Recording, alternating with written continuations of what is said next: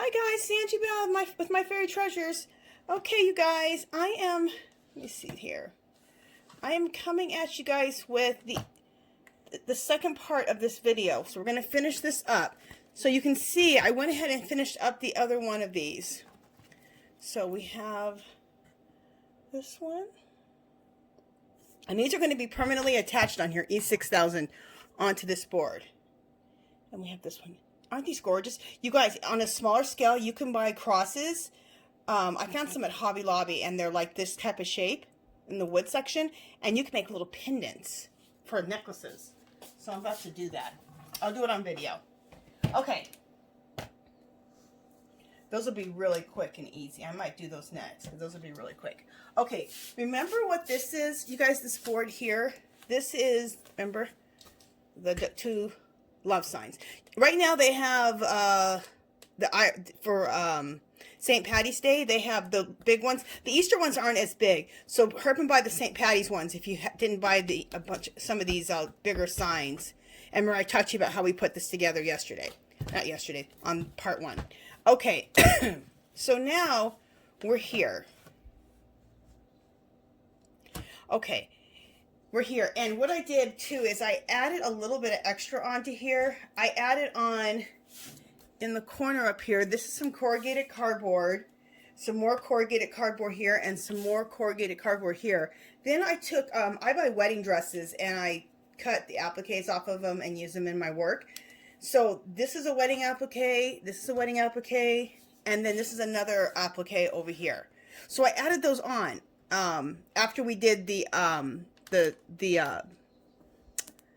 paste, the paste through the stencil.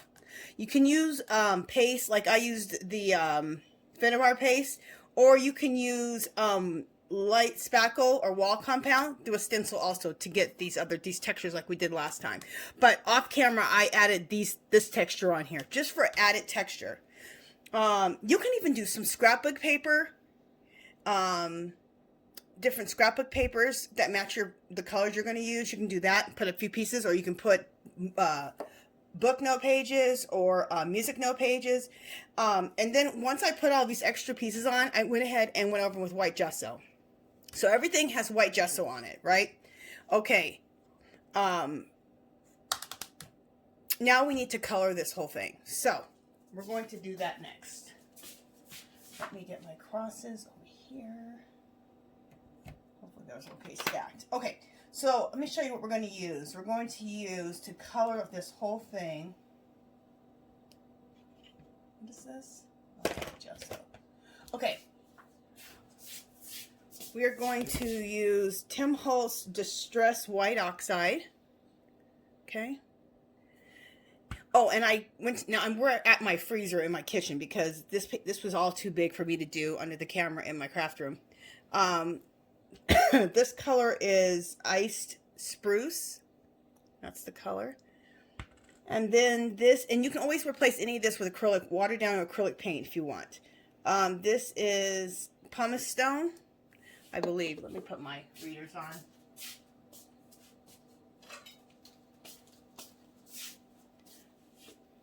Yeah, this is Pumice Stone. This is Distress Spray Stain. And the other one was Distress Spray Oxide. Ice Spruce.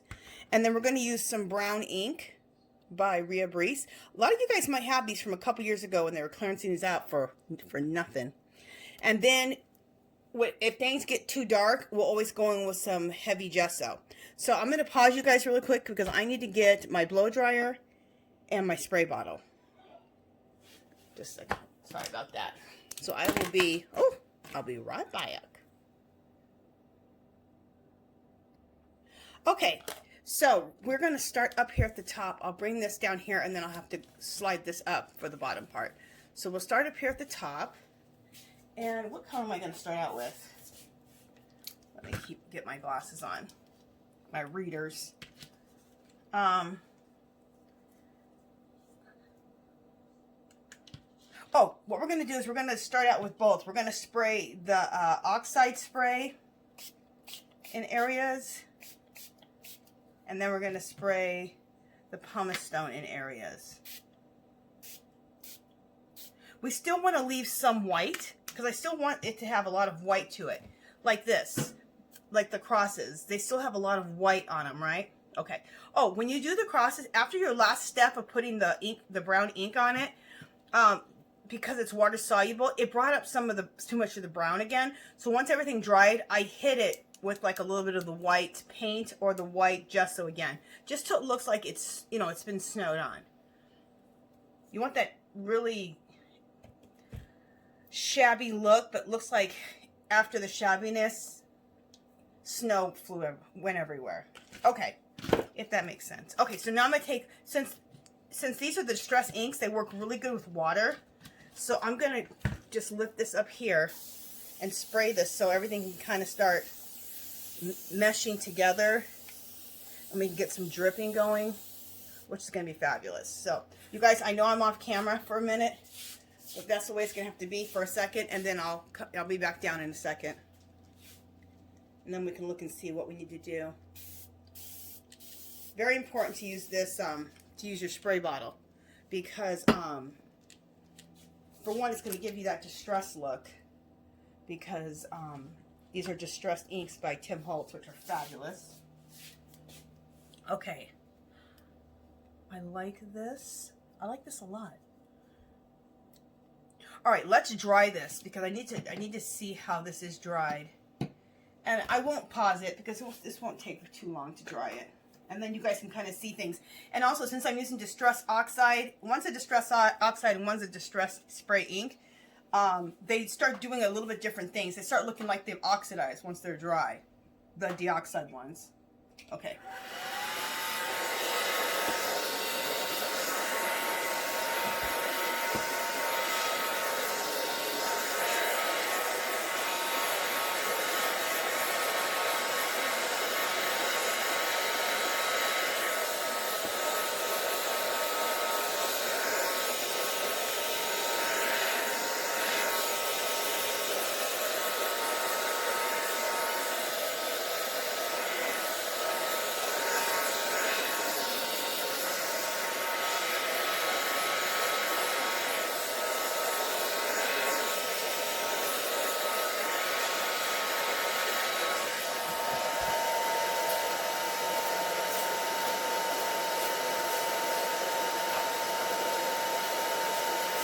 Grabbing a paper towel, so anywhere there's too much I can blot it just a little bit.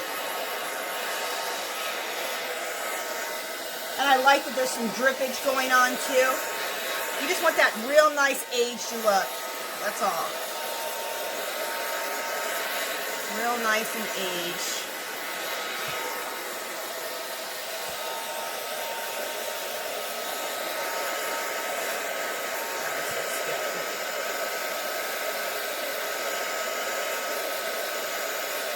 It doesn't have to be bone dry, just, you know, get it dried up a little bit.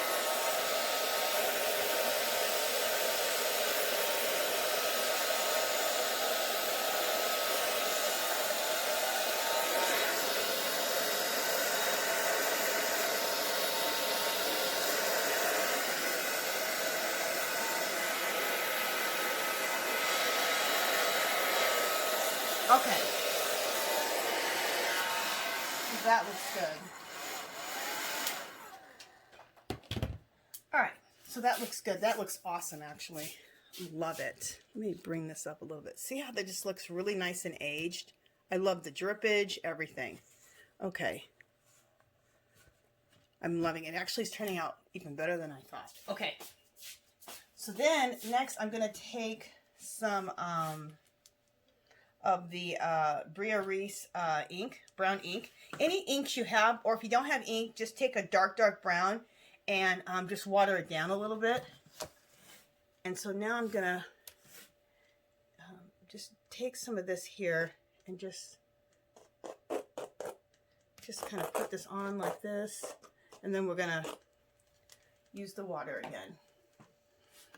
Okay, you guys, anytime I go out of frame for this part, just excuse me, because I have to lift this up so that it drips.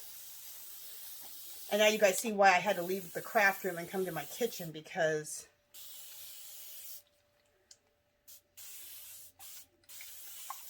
There we go. This looks, oh, I love it. This looks awesome. I'm going to go the other way too. So just a second, you guys. I'm kind of going every which way but loose with this really quickly. I'm doing it upside down, the other side, and then I'm going side to side. So we get some nice drips everywhere. Let me get this to spread out. Oh, that looks really good.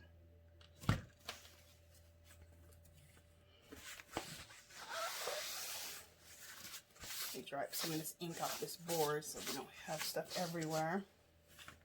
Nice. All right, let me make sure I'm back in frame because I have no idea. Very good. So this is what this is looking like right now. Isn't that fabulous? I think that's so pretty. I love it. Okay, now I like how it's going, but I do want to bring back a little bit of white. Okay, so because what we want to do is we want to have it aged, but mostly look like it was painted white first, and then like some paint has chipped off, and that's where some brown and some grays have come up and some spruces have come up. Okay, and again, I'm just gonna slightly spray on top of this more of the spruce and more of the what is it, the pumice stone, just in places. Okay, and now let's try it again, and then we're going to end it with what are we going to end it with? We're going to end it with a little bit of white on top. So let's try this.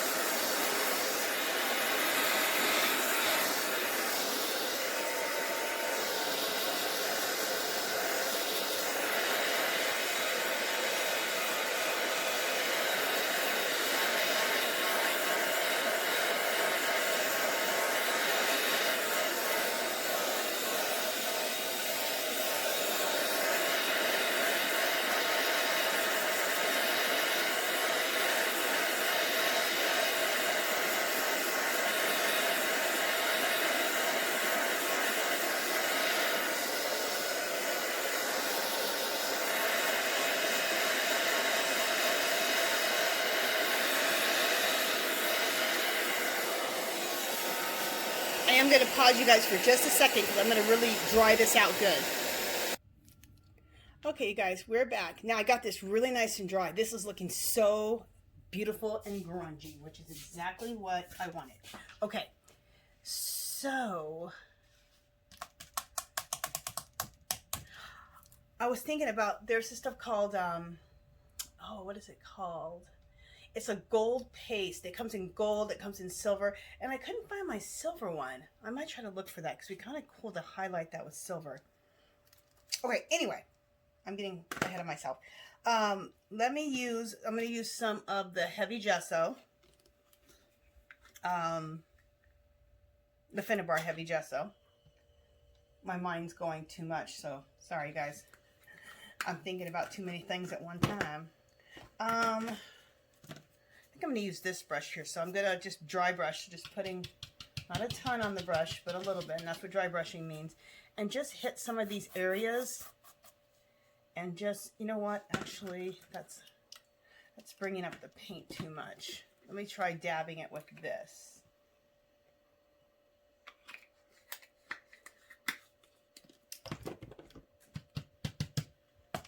Yeah, the dabbing's going to work better. And I'm just going back over some of the areas, just bringing some of the white back in just a little bit. And this scruffy type of brush is working better. than doing that, because for one, it was bringing back up the my my inks, because they're all they all react with water. That's the one thing I like about the Finnabair paints. They run and they're very, very potent like inks, but they're pink though, and they're very pigmented. But they act like inks because they're so pigmented. But then they stay. So I definitely want to buy some of her paints.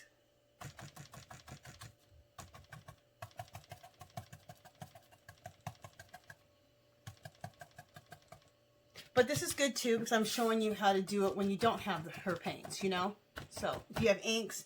Now, if you use acrylic, your own acrylic paints, instead of using inks, you won't have to worry about reconstituting your sprays. I just love to use the sprays, Tim Holtz sprays, because I love them. Plus, you can cover a lot of ground really quickly with the sprays. So I'm just bringing back some of the white here and there. So it looks like it was mainly white and then all this stuff came out. And by using a pouncing brush like this is like a scruffy pouncing brush. By using a brush like this, you don't have to have it exact, but something that'll give you this effect. It blends it in good, where it doesn't look like paint strokes. You just want it to look natural.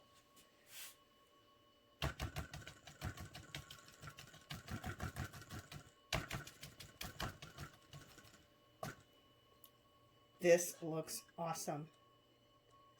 I love it. Let's get a little more white up into here. I think that is almost perfect of what we wanted. Yay. All right, let's do this now. Let's put our crosses back on here.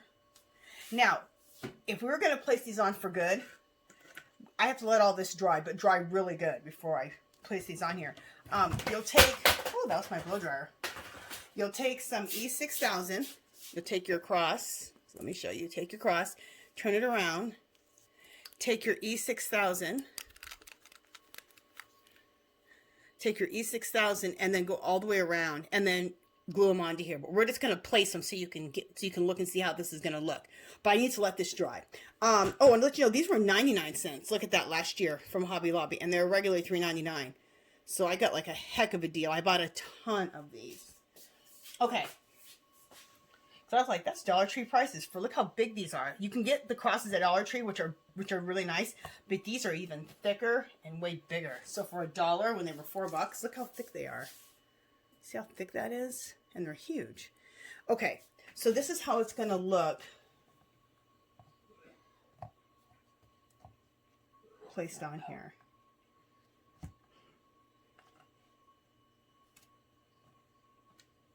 Oh, I love this.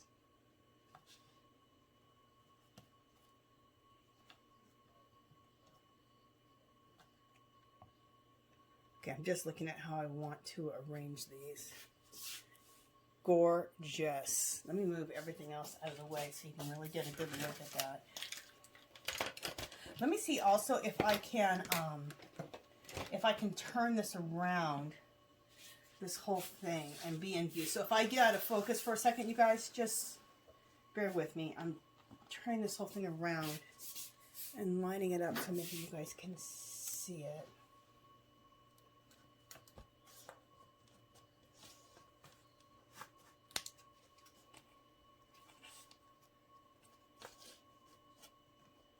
Okay,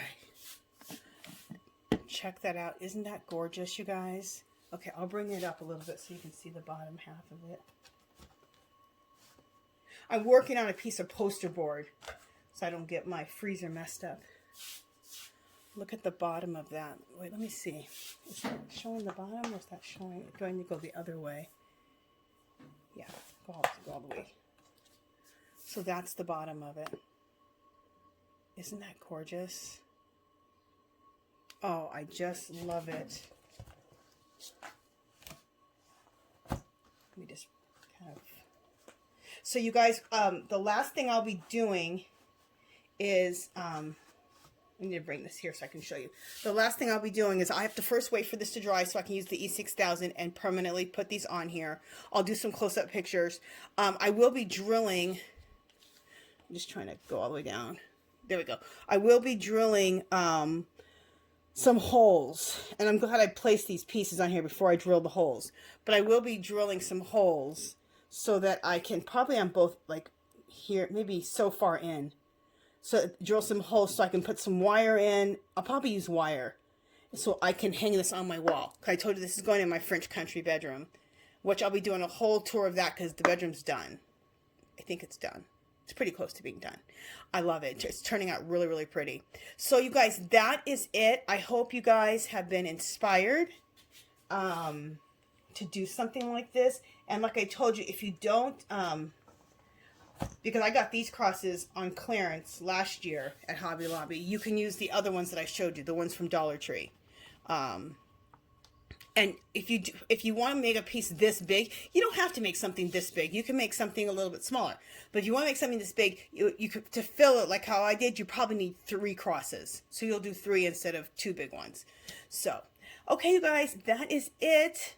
Like I said, leave a comment. Let me know if you think you're going to try your hand at something like this, either on a larger scale or even a smaller scale. You can take this concept also to making... if you get those small crosses, like wooden crosses, about that big, you could make pendants for necklaces. That's what I want to do, one of the projects I want to do next. Okay, you guys, that is it. If you haven't subscribed to my channel, I'd love for you to do so. If you can give this video a thumbs up. Any comments or questions, leave them below. Come visit me on Facebook and Instagram, and I will talk to you guys in the next video. Oh, one thing else, like I always say, do something nice for someone today. And remember, my friends, we have more in common than we do not. All right, I'll talk to you guys later. Bye.